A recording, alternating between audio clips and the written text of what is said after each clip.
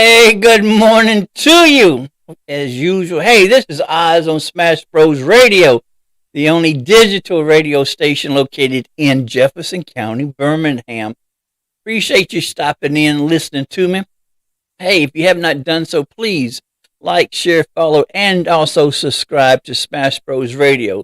You can find us on TikTok as well as Facebook as well as YouTube. Please, please, please, please like, share, and follow. As usual, too, as always, you can find Oz on practically all social media, TikTok, Twitter, Facebook, YouTube, and all.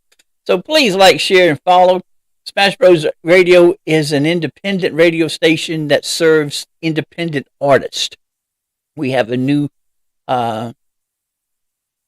program, a platform coming up in May. So please check us out. I appreciate you stopping in. Keep in mind that we have two events coming up. November 11th, you have the Southern Bully Showdown. It's going to be at the Bessemer Civic Center at 1130 9th Avenue Southwest. It's going to be exhibiting exotics, American bullies, Frenchies, as well as cane corsos, English bulldogs, and other breeds. This is being hosted by NJC Bullies as well as 1888 Bully Kennel. Check them out. Check them out. If you have any questions, you can contact Dewan Hall at 205-460-6435, 205-460-6435, or Israel Career 205-238-0401. Also, if you have a young man between the ages of 14 and 18, the C4 has a program that meets on Saturdays. And so it's called, let me find it. But it's a way of educating and mentoring to boys 13 to 18 years old over at the Fountain Heights Recreation Center, 11. What is it? Let me see. Get this address down correctly. If you have a son between the ages of 13 and 18, C4 invites you to join them on Saturdays. I think it's every other Saturdays at Fountain Heights Recreation Center. If you want to, you can learn more about enrolling him in C4 Weekend HELM program. Contact them on Facebook. There's always an opening for them, so please check them out. Please, please, please, please, please, please check them out. So it's a way of helping the younger generation because there's so much going on. There is so much. Parents, I have to give you a round of applause and a standing ovation because with what you are dealing with now, especially when it comes to your seeds, when it comes to your legacies, I cannot even imagine what it's like to have a child that being raised. Also, if you need tires, you can get in touch with Nicholas White at 404-919-6674, 404-919-6674. He does not sell used tires. All tires are brand new. Contact him. He will have some tires for you. So check Nicholas White out. There is so much going on, and I really don't know how to start. I don't know where to start because of what is going on. No, let's start with me. Let's do like that. On the 28th, I will have my final oral surgery. And I learned the hard way because really it was negligence on my part. Please make sure that you are conscientious when it comes to your health, when it comes to your entire body. I have insurance with the teacher's retirement system. I have insurance. Now, it's not the best, but hey, it's insurance. And so I am appreciative of having the insurance. And I should have made more time to make sure that my teeth were taken care of better than what I was taking care of them. And because of not having the diligence and not taking the time and being negligent, that I have gone from gingivitis now to periodontal disease, which you cannot cure periodontal disease. And because of not taking care of my teeth, the periodontal disease came in and, well, pretty much ate the jawbone. So I've had 2 surgeries already, which they're healing properly. So I have my last surgery coming up on the 28th, which is it's worse than the other 2 on the left side. So I'm stressing to you from a personal standpoint, please, when it comes to your teeth, that you are conscientious and you're doing everything when it comes to taking care of your teeth. Because when you don't take care of your teeth, you're compounding what could have been solved and cured or maintained before. So because, see, you have gingivitis, and then gingivitis turns into periodontal, and you cannot cure the periodontal. All you can do is to maintain it or maintenance it. And so with this last surgery, they will be able to maintain, which means that since I have a partnership between the 2 dentists, the dentist or the specialist over at UAB Dental Hospital or dentist place, as well as my own dentist, I'll be going 4 times a year instead of 2. So after this surgery, I will go one more time to Dr. Melanie over at UAB School of Dentistry. And then the next 3 months, I'll go to Dr. Hill. So it'll be back and forth. And so that's it's better for if you're able to go 4 times a year instead of 2, then it's good. So the insurance will pay for 2, and I will pay for the remaining 2. So then that way, because when I go to the School of Dentistry, I would have to have a deep cleaning. But because of the jaggedness of the jaw, she's going to have to go in on the 28th, and she's going to have to grind the bone down so that way it's smooth, and it'd be more manageable when it comes to taking care of the upkeep of the teeth. So please, I cannot stress the importance of making sure that you take care of your teeth. That's really with in your entire body. And also when it comes to diabetes, you can control that. And that's one thing, I think, because of me excessively drinking too much moonshine, that at the last visit, I was past being that I became a diabetic, which scared me to death. Because if you will look at the side effects of the medicines that you're taking, the side effects are worse than the actual prognosis of what you have. So there's no way that I'm going to take medicine, because, see, with me having myasthenia gravis, I'm already taking medicine that is very strong on the kidneys as well as the liver as well as the colon. So I'm not going to take any other medicine that is going to add to what is already being stressed out on my kidneys and my liver. So what I have started doing is researching, and there are natural plants, cures out there that can benefit me better than taking these man-made medicine. So you can TikTok is a good information. Of course, you still are going to have to be diligent and do your due diligence when it comes to researching. But there are several, hydrangea roots, burdock roots. Also, when it comes to celery, beets, carrots, apples, spinach, what else?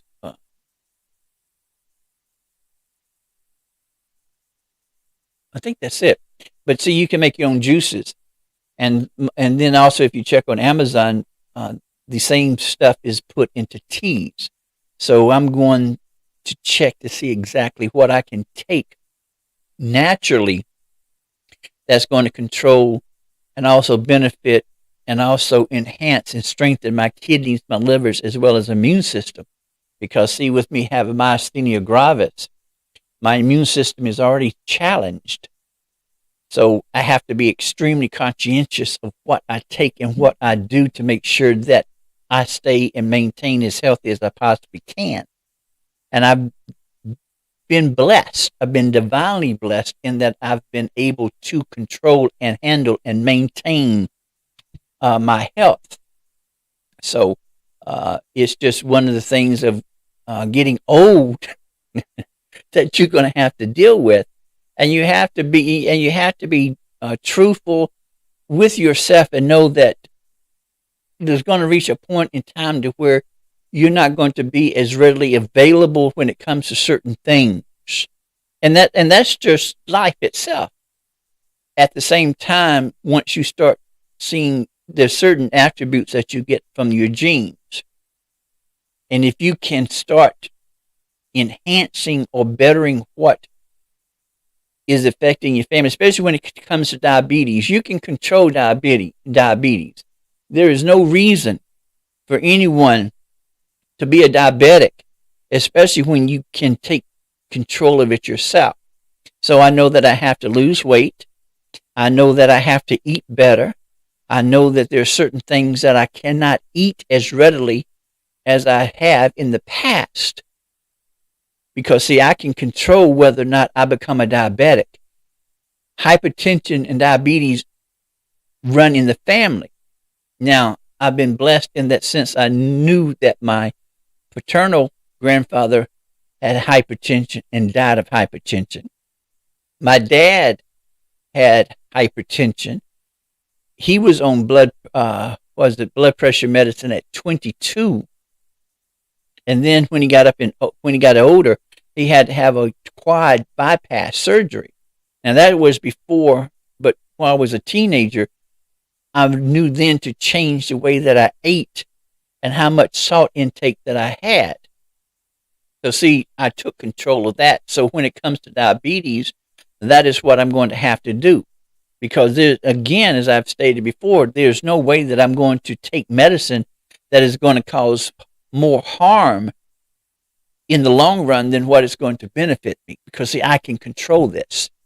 So for the past 2 weeks, I have been diligent in getting up, and I've been walking in my subdivision, and so I'm up to a mile. My goal is to, and I think I walked the mile in 19 minutes. My goal is to walk the mile in less than 10 minutes and then add on to it. So losing weight is going to be, and see, there's nothing wrong with getting old. I want to still be old, but also have the enjoyment of enjoying being old, having the enjoyment of being retired, being able to take care of myself, being able to do those things that I like to do. And see, with you being young, and if you are, and even if you're not, there is still time for you to take control of your body, to take control of your health. So I'm telling you from a personal standpoint, it can be done. You have to quit denying or not recognizing or not accepting the fact that you can control this. You can control hypertension. You can control diabetes. You control that. And it's not taken away from the Southern cooking. You cannot get any more Southern than I am. You can't. You cannot get any more Southern than me. So, and country cooking and soul food is it's the same thing. So see, when I was raised, it was very rare that we had meat. Most of our plates were vegetable, but also I was more active. I wasn't allowed to stay in the house. And plus, of course, we didn't have video games back then, but we were more active outside. And I think parents You should be conscientious and more aware that you're contributing to the health and wellness of your children. You can give them a time, and you as a parent know your child. You as a parent should be the leader and the model of what you can and can't do. And I understand, parents. I understand there is so much you have work to do. You have this, and I understand. I cannot even imagine the stress and the activities and the responsibilities that you have. But you're setting the example. So your children can still participate playing the games and all, but give them a certain time period to play. But most of the time they're outside playing, riding bikes, going to the park. You can make it a family activity, going to the park and walking. That could also take the place of socializing instead of eating together. You could make that a time to where you're talking and conversing, finding out exactly what's going on. And what it all comes down to, we're living in a time now to where it has to be advantageous for us to be more conscientious of what is happening around us. Unfortunately, we had another shooting that was an hour and a half from Birmingham down in Opelika, where Auburn is located. A foolish shooting. Here in Alabama, you don't even have to have a license to carry. So it becomes, you wonder what in the world is happening with these retards, with the GOP. Why are they so adamant when it comes to foolishness? Because there's no reason for people to have the accessibility to guns. And you need to quit listening to all this propaganda crap that is going on. Individuals, the government cannot take your guns away from you per se. You have that right to carry, but at the same time, if you have a license to drive a car, if there are certain qualifications and criteria for you to drive a car, to have a car, that same qualification, same criteria you can have when it comes to ownership of a weapon. And technically, there's no reason for anybody to have an AF, whatever, what I call a military armory. There's no reason for anybody to have that. That's not your right. And it's not even open for debate when it comes. That's not your right to own something that a military should have accessibility to. There's no reason for these small towns to have these tanks, these huge army tanks. There's no reason in the world for some of these small town sheriff's department and police departments to have this weaponry. You don't have a history that these larger cities have, and it is unfortunate, and it is unacceptable that the criminals have better armory than the policemen. Now, I can understand the police having it, but not a citizen. No. And if you say that when you go hunting, you can go hunting, but by the time you use the ammunition, there's no meat left. It has exploded. But there is no reason for there not to have some type of criteria, a process for an individual to go through to see if they can maintain or have a gun. So they're not taking your guns away from you. They can't. And if you knew the history of the 10 Amendments, the Bill of Rights and all, then you would understand that back then they didn't have the weaponry that we have now. So that doesn't even hold water. That's a bunch of propaganda.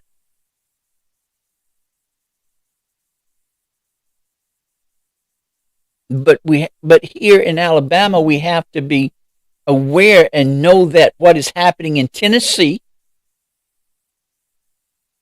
what is happening in Texas, what is happening in Mississippi, what is happening in Florida, what is happening in Georgia, is going to happen if not already is not already occurring in Alabama.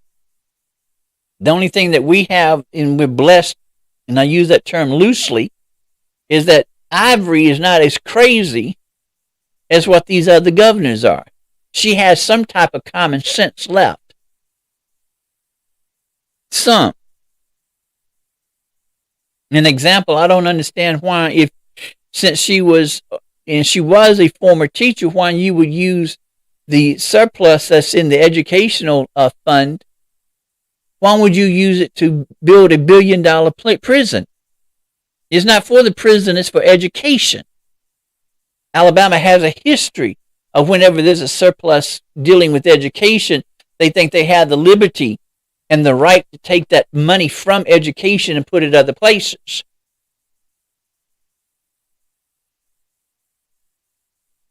So when you get past the propaganda, when you get past the smoke screens, when you get past the lies, you're understanding that you have a party that is filled with a bunch of idiots. Now, at one time, I voted when it came to the individual, not the party, the individual. You can't do that anymore. Now, understand too. Let me also add, both parties are corrupt. So I'm not putting the Democrats on a higher level than the Republicans because you can't, because they're twins. Both parties are corrupt. And if you would go back, which I know you're not, but if you would go back and you researched it, when the Democrats had control of the presidency, the executive branch, the legislative branch, and also when you have liberals on the Supreme Court, or let's just use the executive branch and the legislative branch, when they were controlled by the Democrats didn't do shit. And they had a way to abolish the Electoral College. They had the power to make sure that there's uniformity when it comes to certain laws. But they didn't do it. So I'm not placing the Democrats ahead. The lesser of the two evils are the Democrats at this point.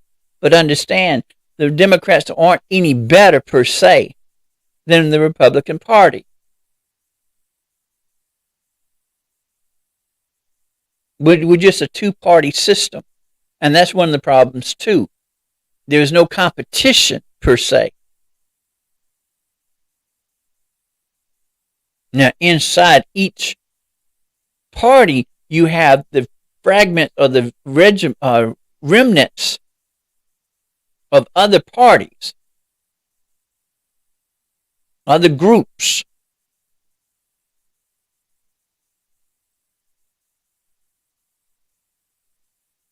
This is the time, too, for the Democrats to start flooding the radio, the television, the newspapers with what the Republicans have not done and what they have done. This is a time because, see, we have the tendency of having a lack of memory. We forget stuff real quickly. Because if you were to think back, the Republican Party, they claim that they're family values. They have no family values. They don't support the veterans because they have not helped the veterans out. They haven't helped the elderly out when it comes to Social Security.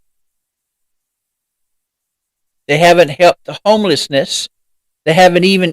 Now, understand the system that we live under should be modified. Welfare should be modified. It needs to change. It's antiquated. So it's time to change. It's time to modify. And it can be done. But at this point, the Republican Party has waged war on the middle class.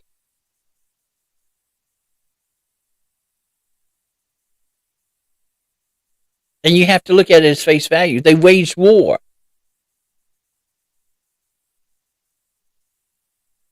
They have made it harder, especially when it comes to, as a middle class, when it comes to taxes, when it comes to wages, when it comes to education, when it comes to health. They waged war. They have declared war on the middle class. There's no reason why anyone should not have affordable insurance. And I hate when they call it Obamacare because, see, that's propaganda. Yes, it was under Obama's administration, but it's not the Obama health care. It's the affordable health care.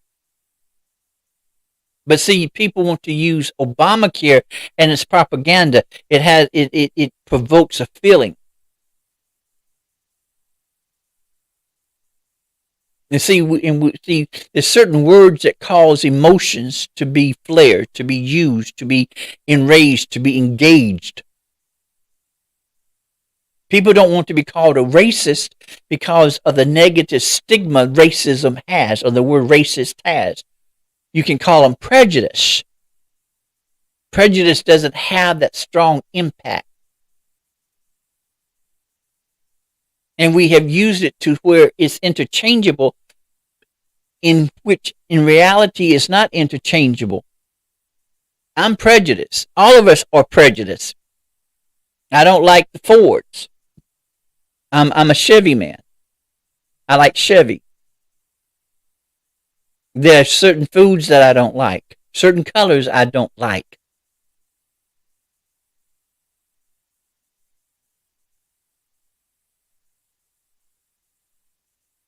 When it comes to an individual's culture, then the way that I act dictates whatever. I don't think I've ever stated that I'm not a racist. I have a problem when people say that, well, I'm not a racist. That really raises flags in my head. Why would you have to state that you're not a racist? Because now you've put me on guard. So that way I'm going to pay more attention to the way that you act, the way that you respond, and the words that you use.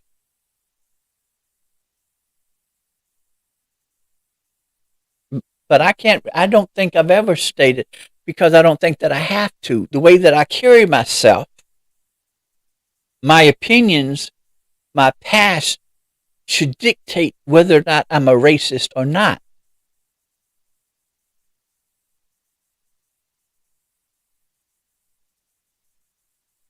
So individuals use certain words to create a picture, to create or evoke emotions. Prejudice and racism is two different things. If you don't like me because I'm white, well, then there's a possibility that you're a racist. Now, then it comes into play that, and I'm kind of slow when, now I understand the word being a racist because it has to deal with the individual, the group that's in control. And so now there's a philosophy that's been around a while that blacks cannot be racist. So I really don't know how to explain that, because there are some blacks that don't like me because I'm white. So if a black does not like me because I'm white, they're not prejudiced against me, or I don't know, or are they? But if you don't like me because of my culture, then you're racist.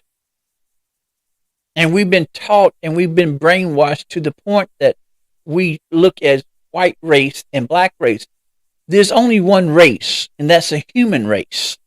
Now, and as I have stated multiple times before, under the umbrella of human, or under the umbrella of race, there are different cultures, different groups.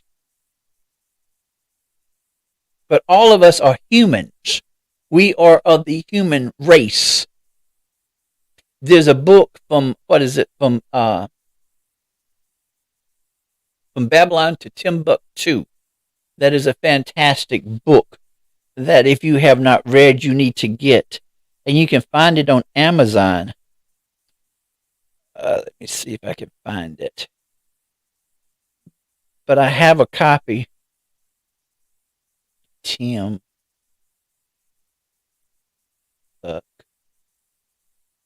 Timbuktu.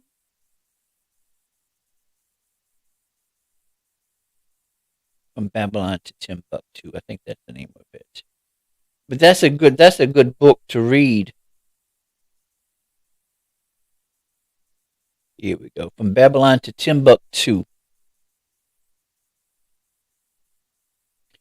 From Babylon to Timbuktu, a history of the ancient black races, including the black Hebrews. It is written by Rudolph R. Windsor. And you can find it on Amazon. And it's only, how much is you?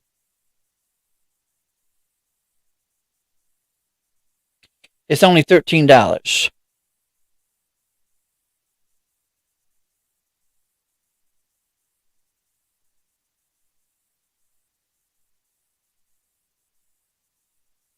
See if I can get you a bigger picture. But that's a good book to look. That's a good book to look. From Babylon to Timbuktu. That's the book. Fantastic book. Fantastic book.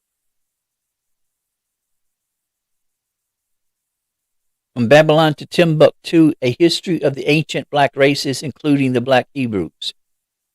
And you're going to find out that when it comes to, because we were taught, if you remember, we were taught there was three races. You have the Mongoloids, the Negroids, and the Caucasians. Once you read the book, you'll find out that the German scientists were the ones that came up with those groups. And it was to cause division. And they had succeeded where they wanted to because it has caused division.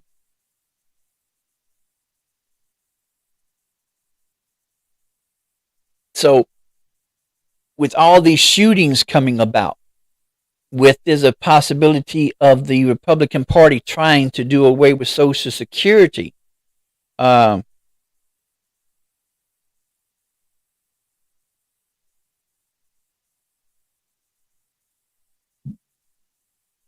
We have parents, and again, I know that you have so much on you.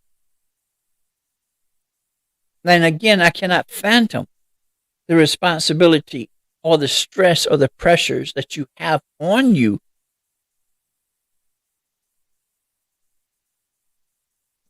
And all of us have to be, what's the word? Can't think of the word right now. When it comes to what are we leaving the younger generation? What kind of condition or situations are we leaving when it comes to the next generation?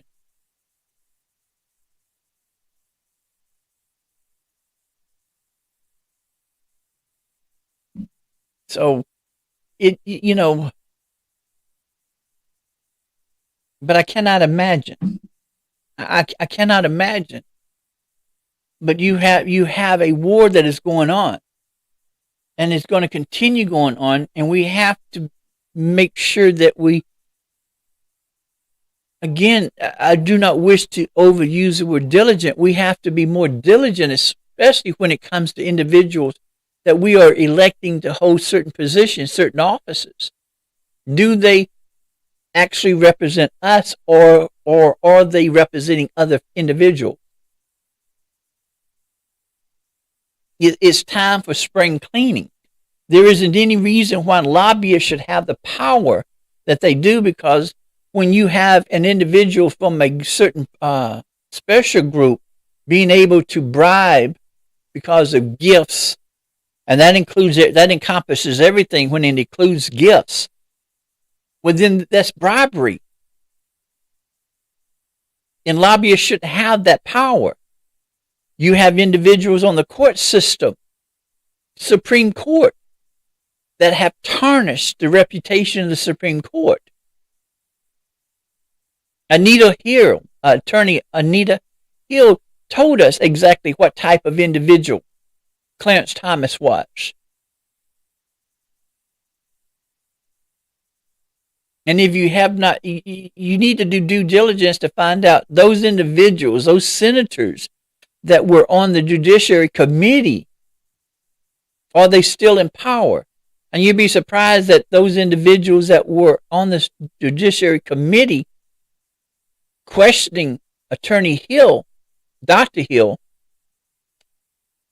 are still in office.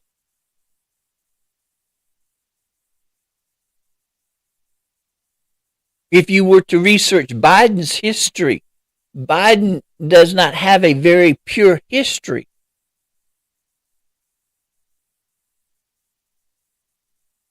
So when you look at who the individuals running for the presidency, we're really in trouble. We're basically effed up. Unless you have a younger generation coming in, but the old guard should not be allowed to even try to campaign or to run. I would hate to see Biden get reelected, but at the same time, I cannot see a Republican getting elected either. So, I mean, we're really messed up. Sanders does not need to run again.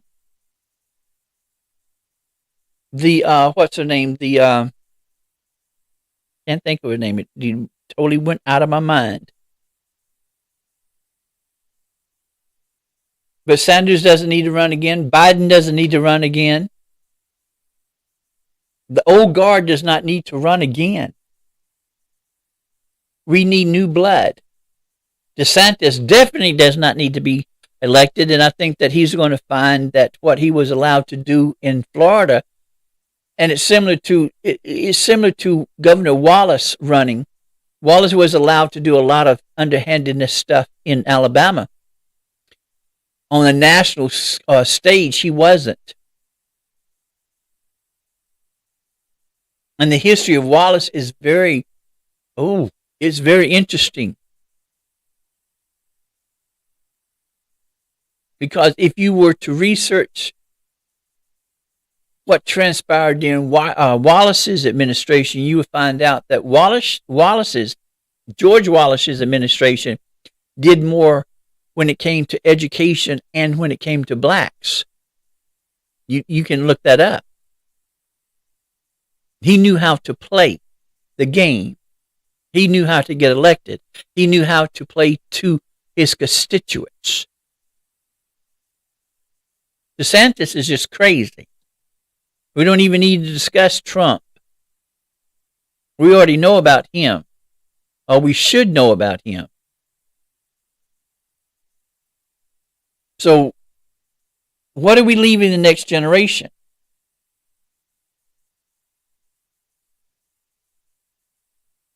Gen X seems to have their stuff together.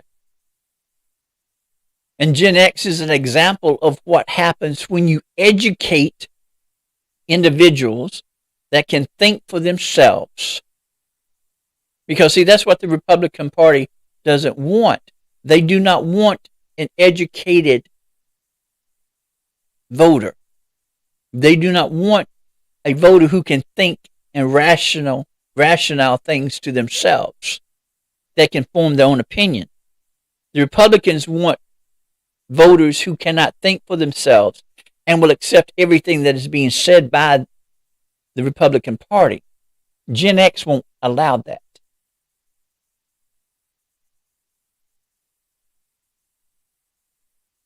And never underestimate Gen X. Never underestimate them. Because they're coming full force. They're coming with power of the votes. They're coming with knowledge. They're coming with diligence. They're coming with motivation and determination.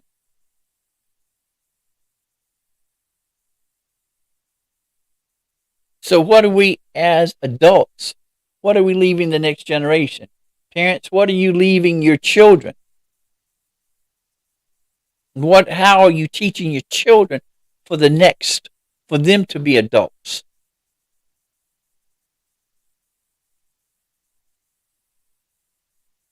So you have all this coming together. So what are you going to do?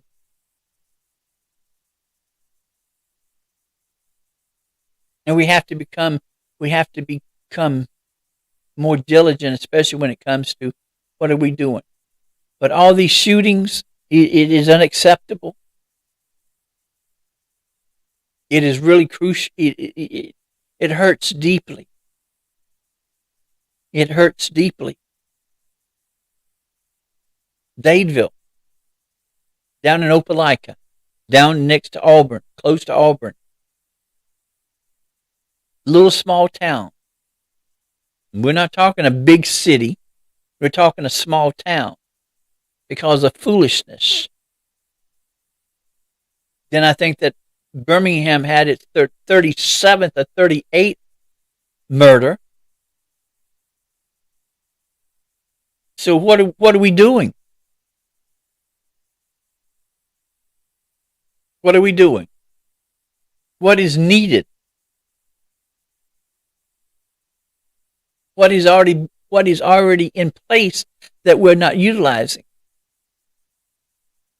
Or what do we need to add teeth to? What law is already on the books, but it doesn't have the teeth, it doesn't have the strength?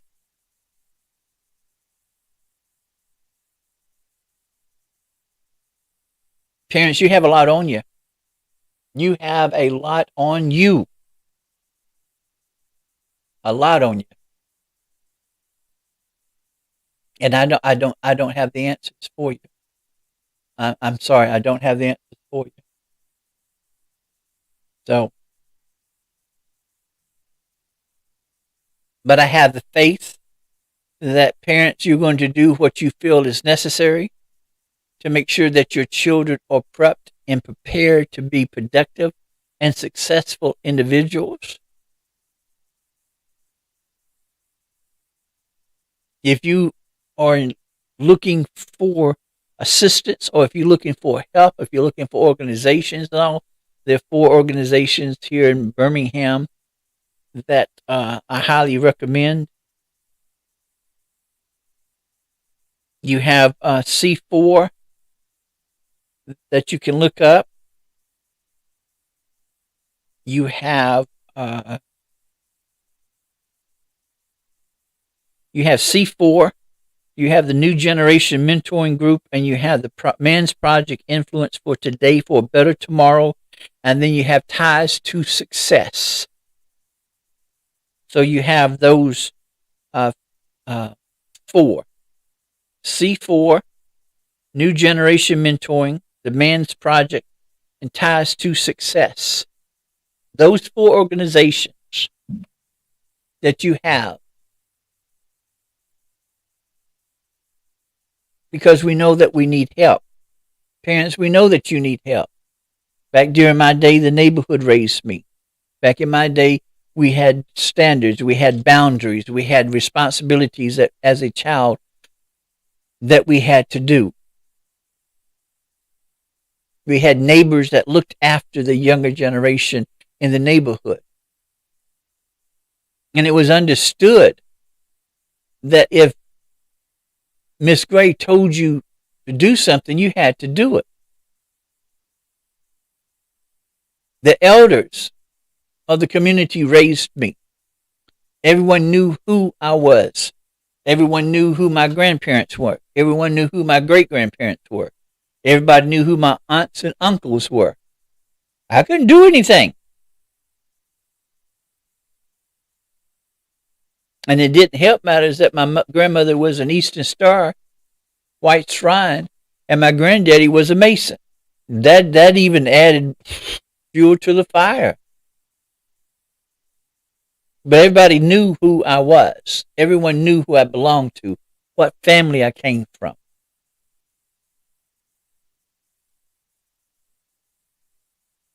There was the same thing that we have now. We had back during my day. We had single mothers. We had parents that had to work 2 jobs. Nothing's changed. The only thing that has changed is our mentality and our perspectives. There are no boundaries. There are no responsibilities. There are no expectations. Even in church. In church, I knew that everyone in church was responsible for my action. And if someone in church corrected me and I talked back to them, Oh boy, I don't even want to think about it. But nowadays, you can't even chastise or correct a child in church.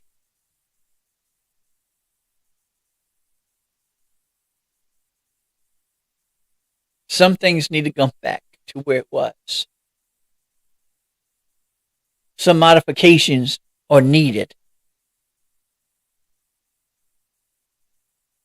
And now there's a debate with what was happening with that teacher and that child. I am so glad that I'm retired.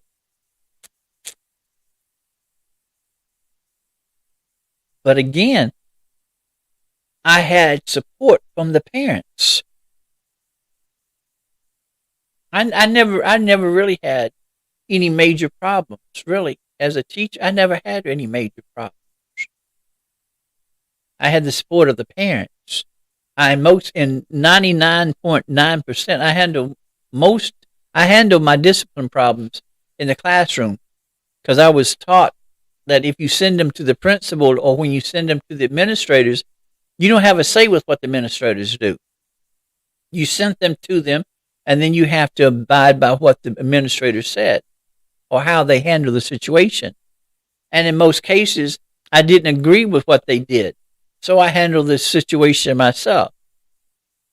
I knew most of the parents' telephone number, and I would call a parent in a heartbeat. So I had the support, the backing of my parents. So the teenagers could not go back and say that, well, Mr. Hume, well, what did you do? And in some instances, the parents called me and asked, well, how come you didn't call me? Because I had that type of rapport with my parents. So see, I had a very good rapport. I had a very good relationship. I had a solid relationship in the community as well with the parents. Everyone knew who I was, or they knew of me.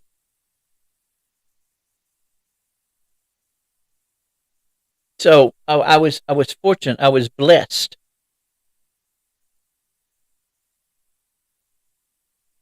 So there's a lot going on. And parents, it's left up to you. You have the responsibility of educating and providing the necessities, the guidelines, the boundaries, setting up the responsibilities of your children. And you can do it. Have the faith in you. I appreciate y'all stopping in. It's been good to talk to you. If you have not done so, please go to Smash Bros Radio, like, follow, share, subscribe. You can find Smash Bros on YouTube, Instagram, as well as Facebook. We're here for the independent artist. I'm OZZz. You can find me on TikTok. You can find me on Twitter. You can find me on Facebook. You can find me on Instagram. Please like, follow, share, subscribe. I have a special guest coming tomorrow. I'm excited. I appreciate her agreeing to come in because she's so busy. So busy. Stay tuned next for KD. But I appreciate y'all stopping in. Know your value. Know your worth. Know that you dictate and you have control that anything and everything about you, you have control over it. You set the guidelines. You set the obstacles. Set your goals high. Let no one deter you from getting what is rightfully yours. And as usual, you know that I love you more than I love my luggage. I will see y'all tomorrow. Y'all take care. Peace. The live stream on the show.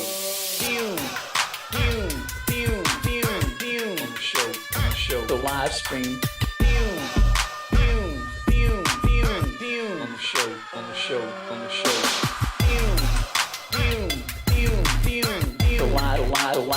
The live stream.